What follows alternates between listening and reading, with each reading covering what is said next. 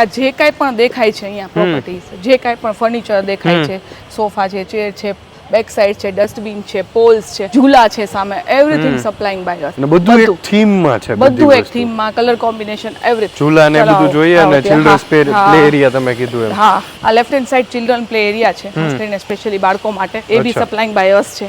તો તમે એ બી જોવો, બેન્ચીસ છે બધી, અહીંયા ઝૂલા છે, એટલે આ જે ગેમ્સ ને રાઇડ્સ ને આ બધી વસ્તુ સપ્લાયિંગ બાય અસ છે. બધું જે કાંઈ પણ દેખાય છે અહીંયા ફર્નિચર, ઇવન સ્વિમિંગ પૂલ પાસે સ્વિમિંગ પૂલ ચેર્સ છે, પૂલ ચેર, બેન્ચ છે, એવરીથિંગ સપ્લાયિંગ બાય અસ છે.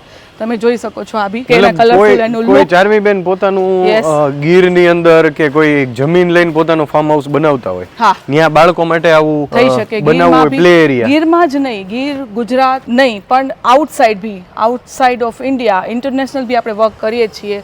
જેમ કે ઓસ્ટ્રેલિયા આવી ગયું, યુકે આવી ગયું, અને યુકે માં તો ઇનફેક્ટ અત્યારે અમે 2 વિલાના પ્રોજેક્ટ્સ ચાલુ છે અમારે.